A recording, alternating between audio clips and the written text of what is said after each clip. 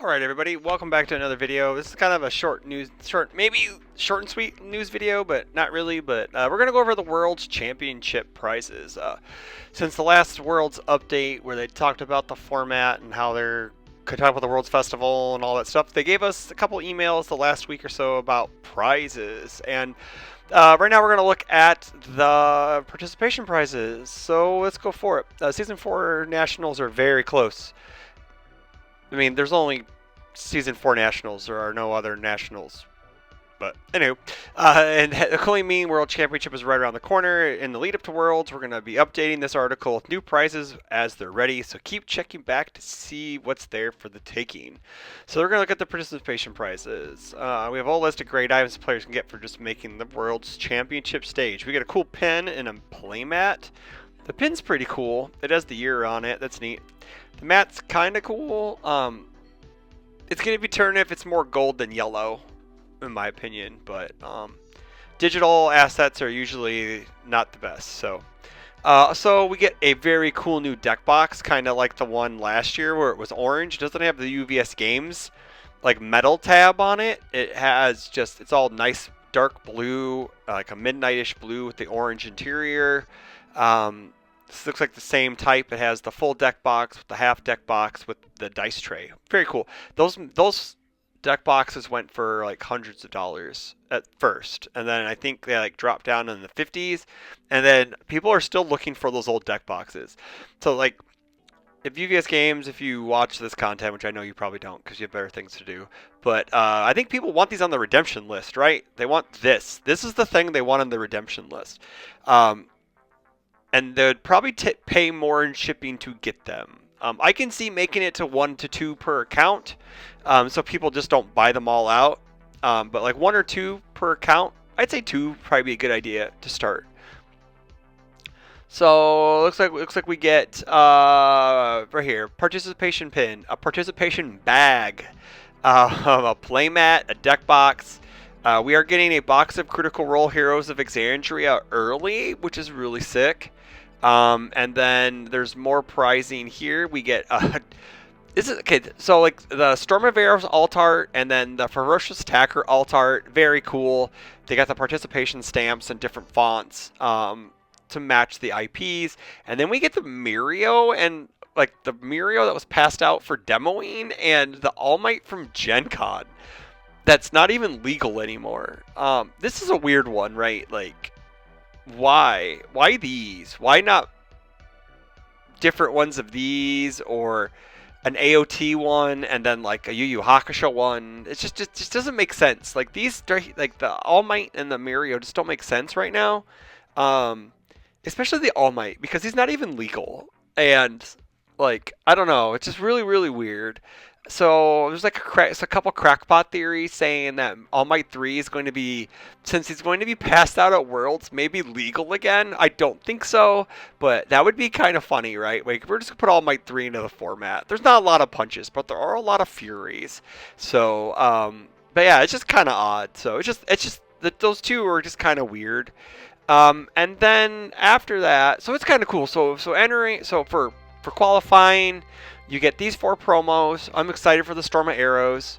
The box of Critical Role, which is sick. The deck box, which is even cooler. And then we get the playmat and the pin, which is cool. And then next up, we had the Top Cut pricing. I think that was this week, actually. It was just as of a few days ago. Last time we had a good look at some of the awesome participation level prizes for the 2024 UniVersus World Championship. But this time let's take a look at the Top Cut and Championship level prizes, as well as our prize wall.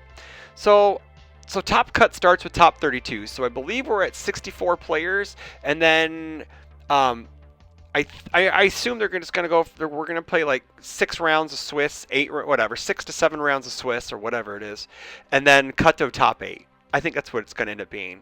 So to get top 32, you probably have to win 2 matches, 3 matches at most.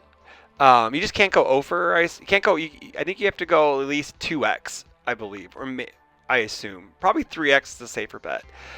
But it looks like we get a top 32 Titan Chrome. top 32 Storm of Arrows, and a top 32 Ferocious Attacker, and 2 boxes. And so 2 more boxes are Critical Role on it. So that's cool. So you get a blue, looks like it's blue here, and then it looks like, I don't know if this is a representation of the art. I'm going to say it's probably placeholder art. And you have a more of a close-up on Vex on the Storm of Arrows, which is cool. I'm wondering if this is going to have the updated text on it. That'd be cool. So next bracket is top 16. So you get a top 16 playmat, a Suyu Chrome, a top 16 Beast Titan Chrome, Storm of Arrows, Ferocious Attacker. So you get 2 of each. Top 16 Storm of Arrows, Ferocious Attacker, Storm. So you must get 2 of each then, because it has 2 of each. So I'm going to assume it's 2 of each. And then leading up to top 8, you get top 8 Ochako Chrome, Colossal Titan Chrome, a top 8 Knots Flask, which if that's the Knots Flask, that looks sick. And it has the Critical Role stamp on it. That's super cool. Top 8 Electric Moth, which is looks like an alt art. And then a top 8 playmat, and then 4 boxes of Critical Role. Oh, that mat's cool. So, mat changes. We get a black mat for top 4. We get a top 4 Momo Chrome, top 4 Female Titan Chrome, top 4 Knots Flask, top 4 Electric Moth, and then a top 4 playmat, and then 6 boxes. So you get a case for making top 4. That's pretty cool. That's a free case for making top 4. That's really awesome. And then the finalist gets this cool circular gold, black and gold one. And it looks like we got a finalist Mirko Chrome, a finalist Armored Titan Chrome, looks like Reiner 2, and then a finalist Knots Flask, which is even a closer up, which is like it's super close up, and then like a black and white. I'm assuming some of this stuff is just placeholder art. Maybe. And then a finalist playmat and 8 boxes. You get 8 boxes. You get a case and a half for the most part. And then for the champion, you get this big cool championship mat. You get a million cards. You get all of the chromes from Girl Power, AOT 1 and 2, so all the booster sets then, except for Hakusho. So from Girl Power on, you get 1 of every chrome. You get a champion Godzilla, a Wound Restore champion, a Design a Card playmat, a Design a Card playmat, a Design a Card, a playmat, a trophy, and you get 2 cases of Critical Role. That's a lot of cards, especially all those chromes, right? Like, that's crazy. I know Nick Reagan still has all of his chromes. I think he's probably going to grade them when he gets his character card, which is, makes sense. And then the prize wall. So this is the stuff you get for the tickets for playing in the side event. You get speed and damage dice. You get a fire symbol playmat, a life symbol playmat, an order symbol playmat, an earth symbol pin, evil symbol pin, good symbol pin. We have 3 uncut sheets. My Hero, Critical Role, and Godzilla. That's cool.